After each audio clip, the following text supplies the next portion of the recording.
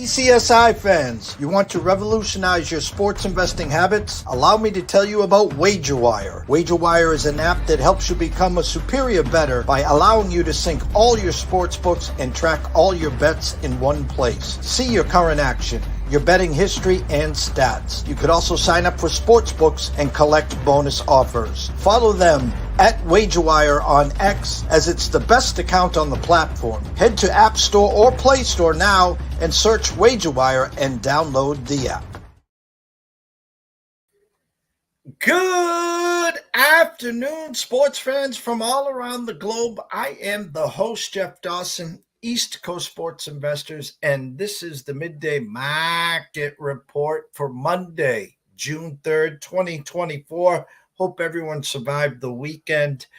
Crazy weekend of sports. Me and Andrew were just talking for 40 minutes backstage about life, sports, and this week is we're going hunting.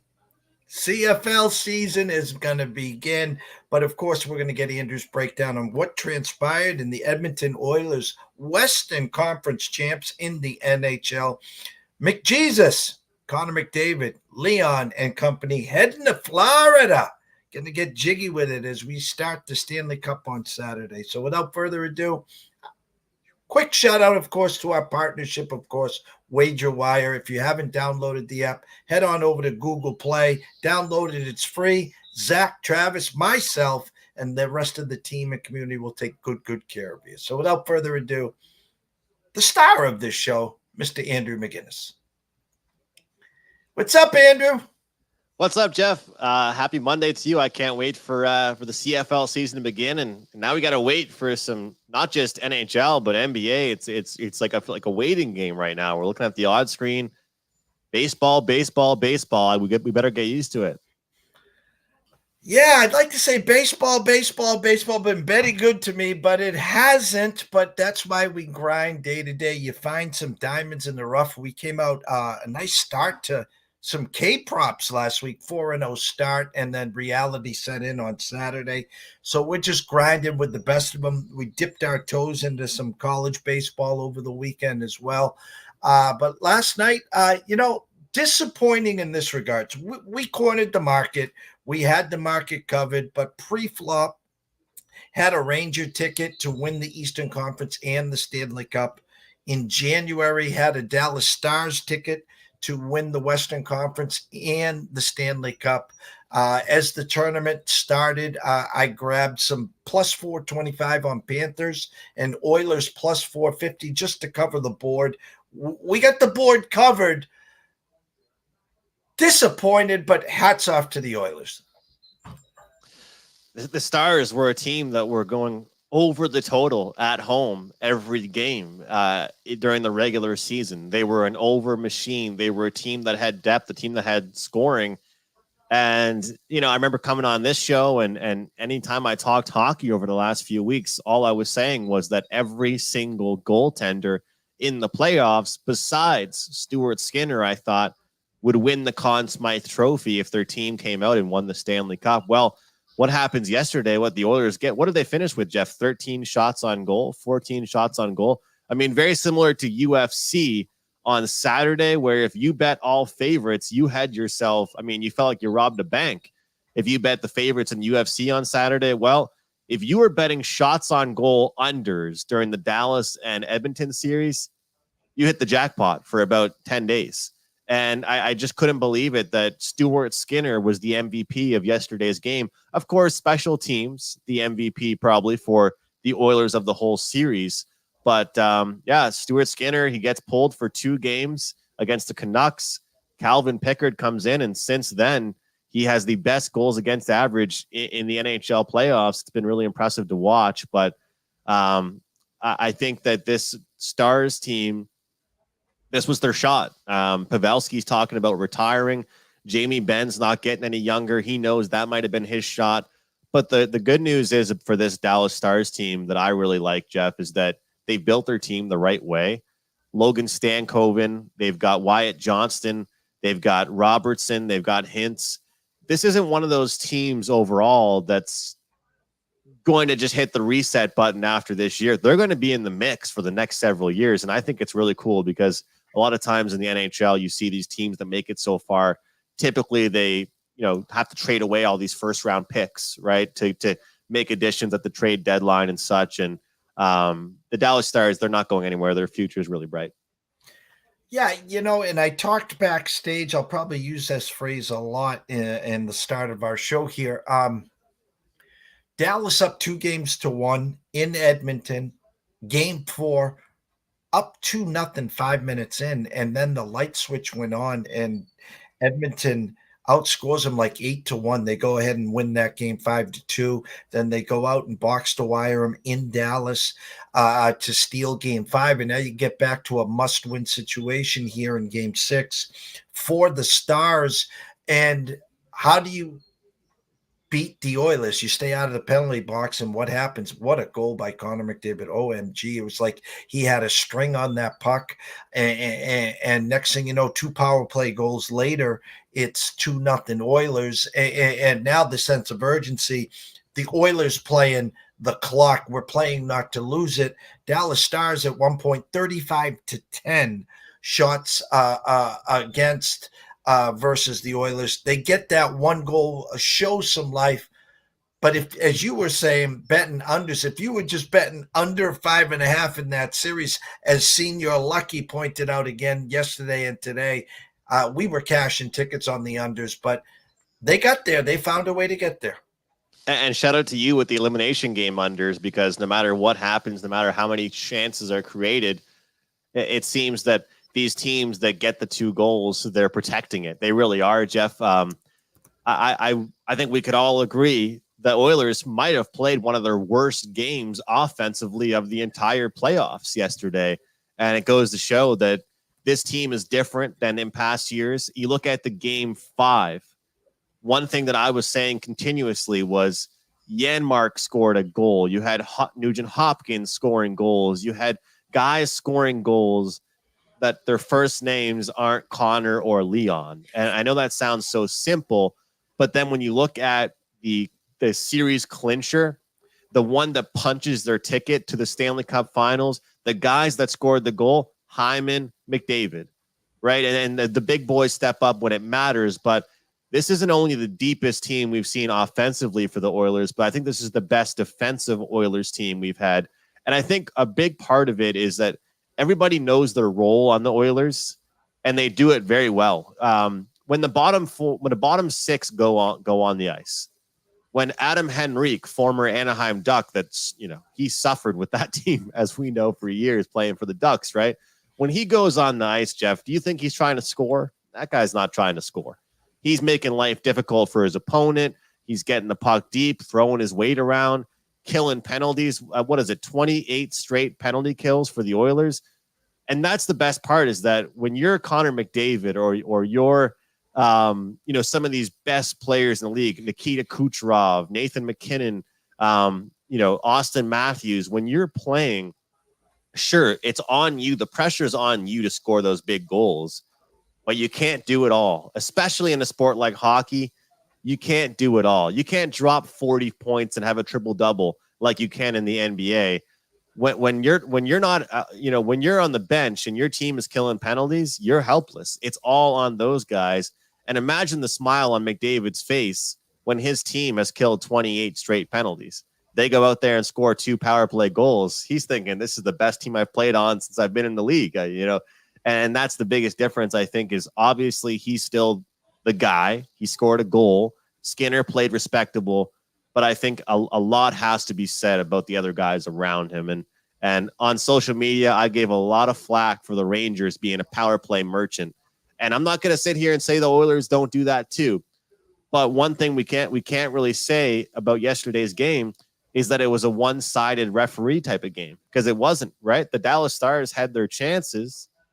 They just didn't score on them. And I looked at my girlfriend. We were watching the game on the couch together. I said to her, I'm happy the Dallas Stars just got those power plays, because that way people can't say after the game, well, I mean, the Oilers got 3 and the Stars didn't get any. It kind of made me happy that the Stars had their chances, because that way people couldn't just blame the power plays. And I will date myself. I was at game 3 and game 4, Edmonton versus the Bruins, way, way, way back where probably most of the watchers and listeners weren't even born or they were just in elementary school. I watched Grant Fuhr, Paul Coffey, Wayne Gretzky, Messier, Curry just dismantle the Bruins in game 3. And then we had the fog out in game 4, and we knew it was a wrap anyway. So they said, let's just go to Edmonton, let them win that game, and celebrate their Stanley Cup championship.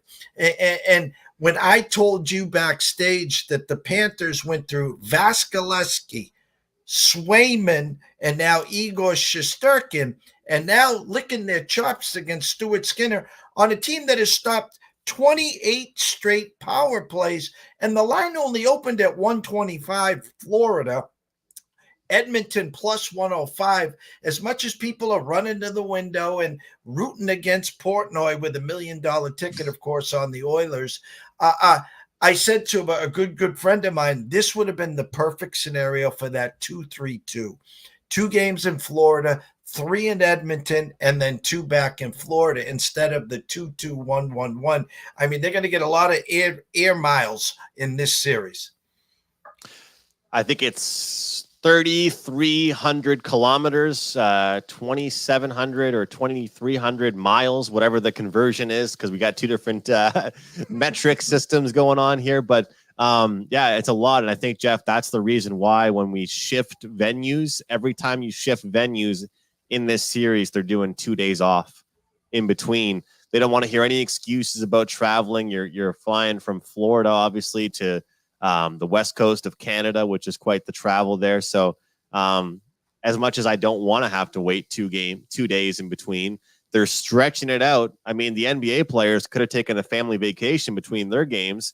They're not getting hammered into the boards like the NHL players are, but I think that it's good to get healthy. It's good for Luka. It's good for Porzingis. It's good for Tatum, for these guys to all be healthy going into it. But you're right, Jeff. It's an interesting scenario because you go through those 3 goalies: Swayman, Bobrovsky, Vasilevsky, and now Stuart Skinner. Who is this guy? But like I said, he was I would say he was my game MVP yesterday. Like I said, the Oilers had 13, 14 shots, and it's not like the Dallas Stars didn't have their chances. So it'll be real interesting. I will say this, which isn't really some bold statement by any means, but winning on the road is going to be huge in this series. I think that it's not going to be your typical every team wins at home and it goes to game 7 type of series. We're going to see some shockers.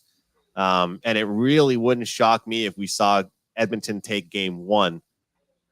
Just because I think they've been in more competitive hockey games recently, but we'll see what happens in that one. Yeah, we'll be back on your channel on Friday. Obviously, both of us will be doing shows throughout the week, talking and leading us up to Saturday. Who knows? Maybe we'll just shock the world and come on Saturday and do a quick little game 1 intro. But we're here to talk CFL. And when I say CFL to the locals, they're like, well, college football doesn't start, Jeff, till week 0. No, Canadian Football League. And this is me and Andrew's 3rd season. I do have the trophy for the last 2 Grey Cup upset winners. We got a long way to go there, but we're here to introduce opening week to the Canadian Football League. And you and I, again, on Friday on your channel, will be talking Canadian football. But the stage is yours here to give us a little intro of what happened in the finale last year and what your eyes are seeing in the market, and some thoughts on opening day and what we have for week 1 in the Canadian Football League. Jeff, you're the CFL guy. You got the back-to-back winners under your belt, the outright winners as well. Spoiler alert for all the viewers: just take the underdog in the Grey Cup if they're laying a touchdown or they're getting a touchdown. That's the play to make here. I'm just pulling it up right now, the up-to-date numbers here as far as the win totals, because I want to get the right ones to give the viewers at home. But if we take a look, I'll just paint the picture for everybody. Really, Winnipeg's been the team of dominance over the last handful of seasons in the West Division. Toronto Argos have been the team that's dominated in the East Division. Hamilton's been in the mix. Hamilton seems to be always a bridesmaid, never a bride type of team. They're always around. They're always in the mix, but they're never getting the job done. Montreal, they were just the heroic story of last year, pulling off upsets. We did talk about them on the show last year, saying if you like them in the quarterfinal game, you're better off just taking them to win the Grey Cup. And they ended up getting the job done. But one thing about the CFL, for everybody watching again, there's 9 teams, right? Just 9 teams, lots of travel as well. East Coast to West Coast, really important. Obviously not as much in week 1 to look at the travel scenarios, but when you come into the 3rd, 4th, 5th week of the season, that's when it gets really important. One thing I'll say, Jeff, that just comes to mind that I wanted to mention on today's show, I think the East has gotten a lot better. The first 2 years you and I have talked CFL together, it's been, for the most part, if a Western team played an East team, during your handicap or your power ratings, you could just give those extra points already to the West Division. I'm more confident, obviously, in Montreal this year, coming off that Grey Cup victory. I'm more confident in the Argos. I'm more confident in a healthy Hamilton team. And, of course, there's the Ottawa Red Blacks, who you'd think they've been going through a rebuild for the last 4 or 5 years, but now they've actually kind of punched their ticket to make that rebuild, got a new coach, got some new players, and the guy that will be leading them at the quarterback position this year is the guy that was the backup quarterback for Winnipeg for many, many years. He finally said, hey, I'm tired of being the backup. I want a starting job. He goes out to Ottawa to get the job done. I think Ottawa will be more respectable this year. And same thing for the bottom tier teams of the West. I think the West. So overall, when I look at some of these numbers, as we do all the time, I'll pull up the DraftKings numbers because that's kind of what a lot of people can get. Most people that are watching here, we're seeing 10.5 under/over wins for the Alouettes in the East, keeping it going. 8.5 for Hamilton, 9.5 Toronto, and 6.5 there for the Red Blacks. In the West, we've got the Elks, Jeff's team, the 6.5, heavily shaded towards the over in that one. the Elks making some moves here. And then we've got the Lions, 11.5, Riders, 7.5, Bombers, 12.5, and Calgary at 7.5. I'll start with this one here, Jeff. I'll tell you, I really like the under 7.5 wins for the Calgary Stampeders. You look at the defense for them, near the bottom half of the league last year. Offense for them, near the bottom half. And you know what's weird is that when you look at a team and you see that they have one of the best running games out of all the teams in the CFL, and you're one of the bottom teams in the league, what does that tell you?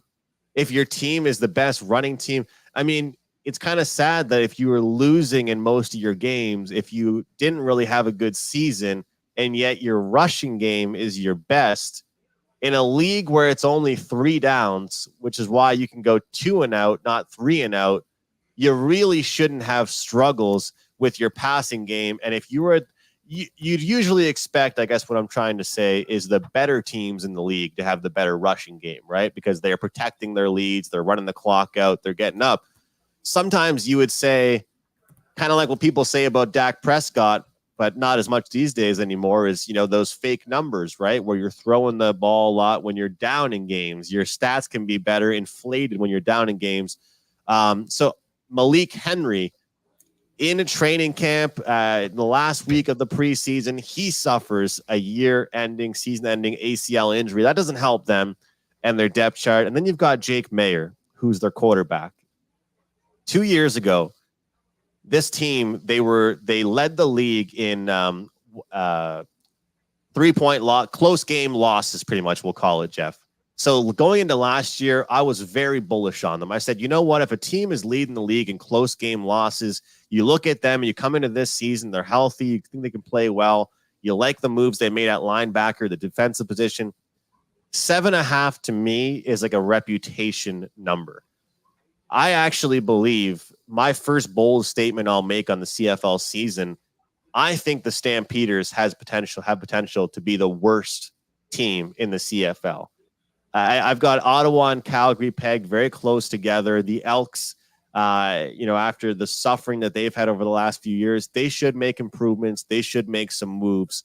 So we're going to go under 7.5 season wins, and it's just a minus 115 price for the Calgary Stampeders as our first season win total bet.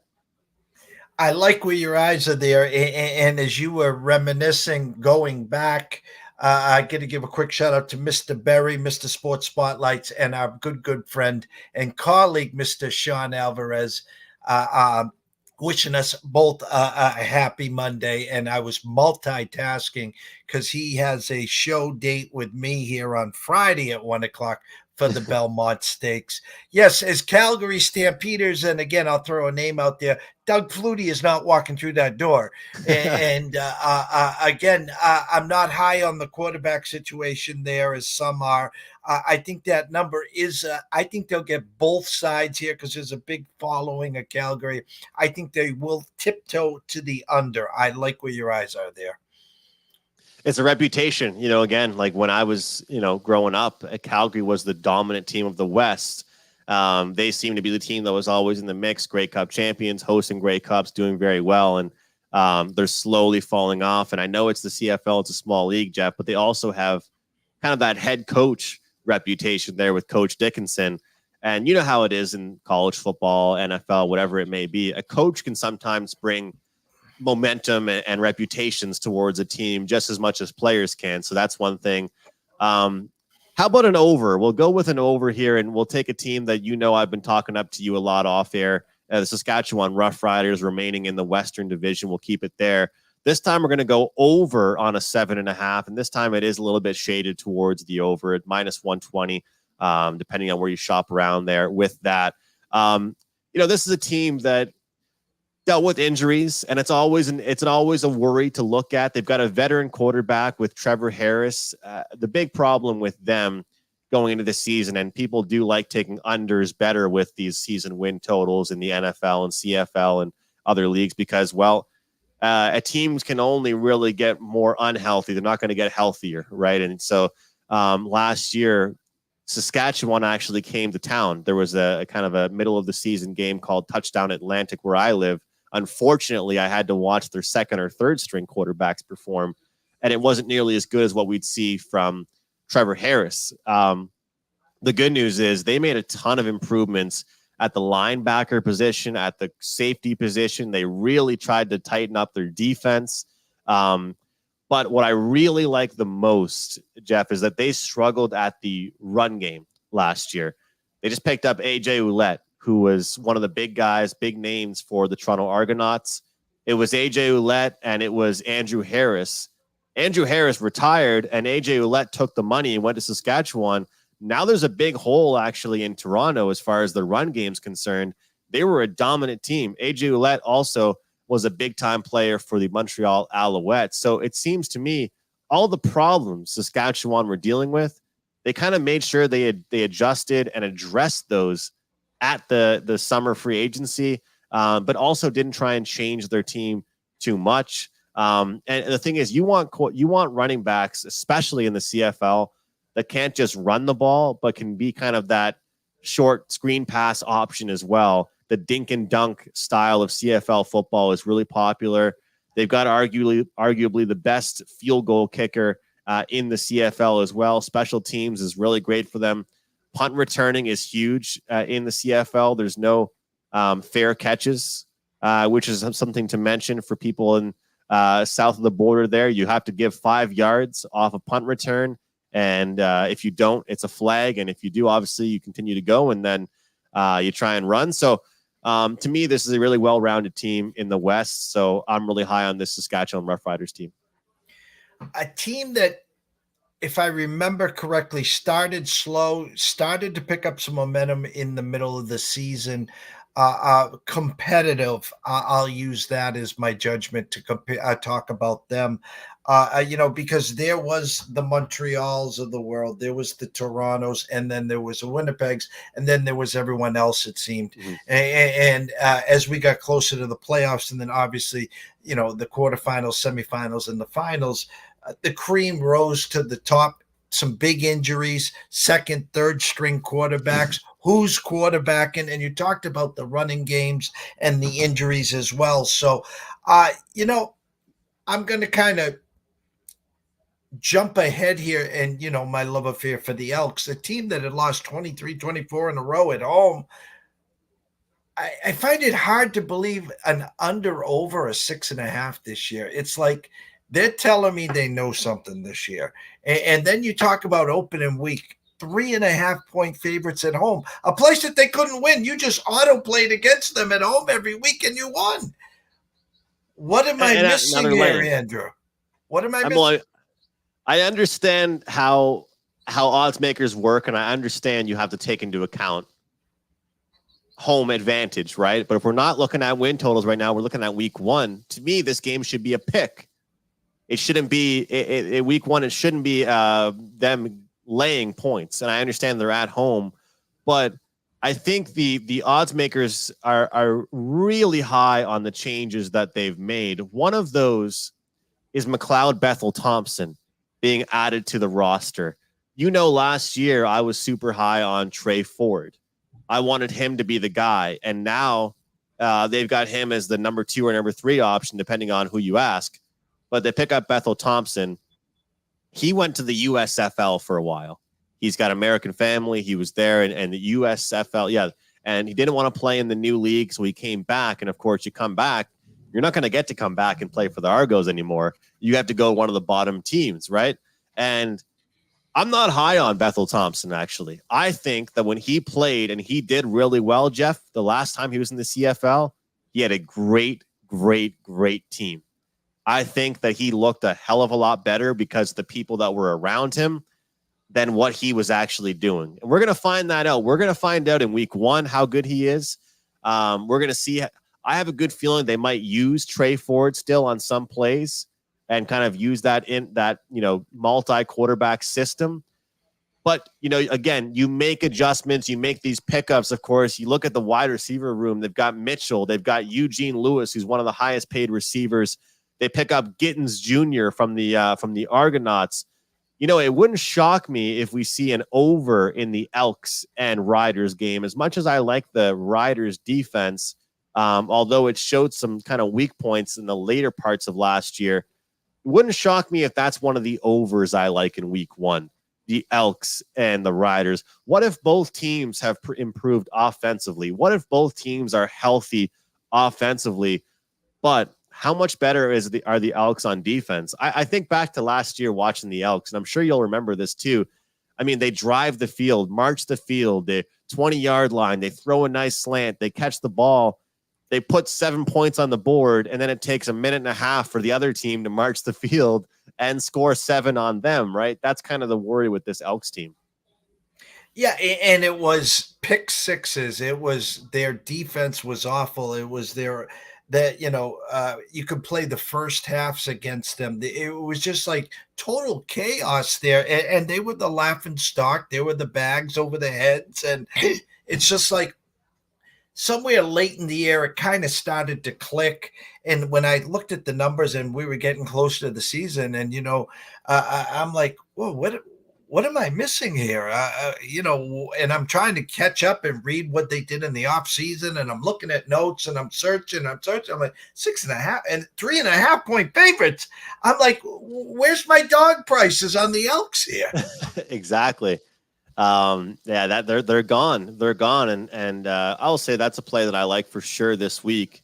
But what the play of the week I wanted to have on the midday market report for this week for our CFL show, I think is a handicapping tool and a handicapping system that all of us are very well aware of, which is you bet on the team with the suspended player. You bet on the team with the injured player. And in every football league and every basketball, every point spread league there is in the world, there's an over adjustment. And the early openers were showing 8s, 8.5s for the Argos. We're seeing 5.5, 6s. Some books are hanging 6.5s.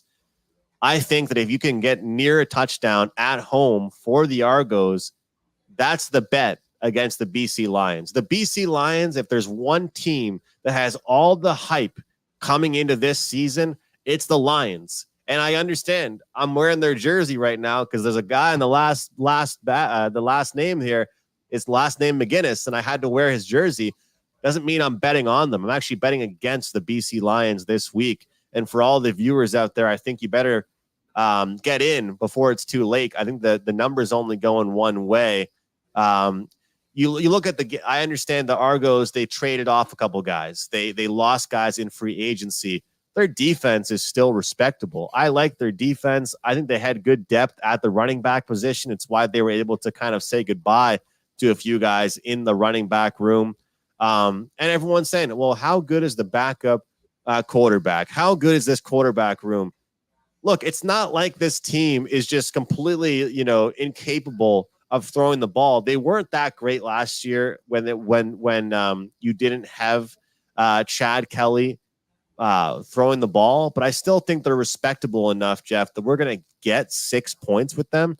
I mean, this is arguably the two best teams in the league in each conference, going head to head. And you've got one team getting 6 points. To me, this is too many. The BC Lions are explosive. They've got a great room. They've got a good quarterback that can move. He can use his legs, but they make mistakes too. And similarly to what I talked about with the Elks, this BC Lions team, they kind of have a weak D line. And if you can run the ball on them and milk the clock, that's the best thing when you're an underdog. If you've got a team that's +6 and their running game's working really well, all you want to do is tick, tick, tick, tick, tick, milk that clock as much as you can. And all of a sudden you're looking pretty good. They start the game with a field goal even. All of a sudden you've got +9. You don't have +6 anymore. You've got +9. My play of the week for the show, Jeff's going to be backing the Argos at home. When I think of BC, and they had that stretch last year, Andrew, their defense played phenomenal. Their special teams played phenomenal. It was pick sixes. It was punt returns. It was kickoff returns. And they kind of ran out of gas. They were one of those darlings that people were keeping an eye on last year. They just were winning, not from their offense, but it was from their defense and special teams. And now, like you said, you're going to grab them as road favorites, and you're going to go against them, and you're catching 6, 6.5 or whatever at home. Like where your eyes are for sure there. Before we wrap up and stuff, I need to get your expert opinion, because I asked you this last week when I was doing my homework, looking at futures, looking at odds, and you brought them up. Hamilton is that outlier to me. And you talked about the bridesmaid. And again, are they Montreal? Are they Winnipeg? No, they're not. But they seem, when I saw her about 10 days ago, +800, that number stuck out to me. What is your thoughts about Hamilton? It's all about health. It's all about health. And it's always too bad, Jeff, when you have to handicap based on health. Bo Levi Mitchell is near the end of his career at this point, and it's kind of been a resurgence for him. They said goodbye to him in Calgary. He moved on to the East. He did well in the Western Division for years. And last year, I know this might sound like a wild comparison, but in CFL terms, it kind of is accurate. It's very similar to Rogers, busting up his Achilles on the second play for the Jets. I mean, Hamilton spent a ton of money on picking up Bo Levi. They get him, and then before they could even snap the ball, this guy's out for 6 to 8 weeks, and the team was never the same. Health is a really big part of it, but again, this is a really talented team. Butler at the running back position. Tim White is one of the best receivers in the entire league. I'll be betting on his over on yards throughout the season. But this defense I'm impressed with. I think that for week 1, I look towards the under for Hamilton because I'm unsure about what I'm going to get from Bo Levi. But when it comes down to it, I'm bullish on the Tiger Cats. I like them. I think if you can get in the 8-1 ballpark, they're a good bet to make. I would say that Montreal right now has no value. Montreal is a team. I understand it's a 9-man league, but people are going to be higher on Montreal than they were last year. People are going to be excited to bet Montreal because of what they were able to do last year. And keep in mind, all those wins that they had, they were cashing outright tickets. They were cashing plus 5.5, plus 6.5, plus 7.5 outright money line tickets. Not as much the case. So, I love agreeing with you, but I also wish I could have a separate opinion to offer. But I really do like that Hamilton one. I will say that if you look at the West Division, the price you can get for the Lions at plus 650 is respectable for the entire CFL season. To win the Grey Cup. Again, they are at home, and there's been a weird history, Jeff, of home teams just don't win in the CFL. Home teams that are hosting the Grey Cup, they plan it around the success they're trying to have. I think that if I'm so high on the Rough Riders, I have to mention them. I do. I mean, if I'm going to be talking them up at their point spreads and how they're performing, 15-1 is a lot. To look at, but what we're trying to do in the futures market is to bet something that we think might not be there again. And if I look at the schedule, which I have looked at, it's a pretty light schedule for the Rough Riders to start off their season. So I think the Rough Riders at 15-1 could be worth looking at. I will say that this Red Blacks team, under on their win total, because we're going to get to a point, Jeff, where we're going to be asking ourselves, how many points is too many to lay against the Red Blacks? So I feel like if you're a futures player and you're telling me you don't watch the CFL, you don't like the CFL, you don't want to bet it every week, guys, just take the under on wins for the Red Blacks and check your account in about 3 months. You'll be happy you did. I think Ottawa this year will be last year and the year before's Elks team. I definitely agree with that. And lastly, the question I saw about a week ago, 10 days ago, plus 200 on Winnipeg. Do they get out 5-0, 6-0, and that number's going to go nothing but less? Or if you do like that side, do you just sit and wait, a la like we were doing with the Hurricanes and a few other hockey teams? What's the thought process early? Is it going to go down, or is that too much chalk to eat this early? Jeff, everybody's been waiting for the year to bet against the Winnipeg Jets. I almost said I'm out of hockey. We're out of hockey here. Winnipeg Blue Bombers. I think this is the year to bet against them a little bit. I really do think that, again, I keep on saying this. It's a 9-man league, right? So throughout the past few seasons, when all of these players have performed at a high level, they want to get paid. So you have to go to the weaker teams in order to get paid, the teams that have the payroll.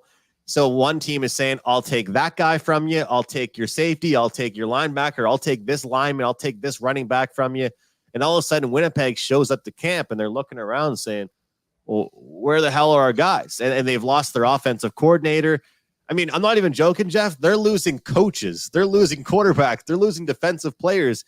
Like the guy that was one of the better coaches as far as the coordinators are concerned for Winnipeg, he's now with Ottawa. I mean, you've got players, coaches of all positions being taken away from Winnipeg, and yet they could be putting me and you in a uniform, and the odds makers are going to give them an 11.5, 12.5 win total. I have a good feeling that I'm not saying that most years we can't cash underdog tickets, but I have a good feeling that this is going to be one of those CFL seasons where if you're betting the big point spreads to start the year, weeks 1 to 4, you're going to make some money.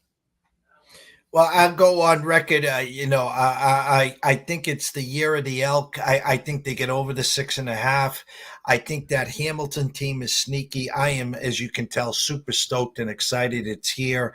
I can't wait. It will be on here in the office, in the living room, wherever. I'll be watching it this weekend as well. We always wrap up the show, though, throwing you that 7-yard little button hook here. They know they can find you on Twitter at McInnis Picks, all your work at WagerTalk. We're into June. What do you got to offer for the fans, Andrew?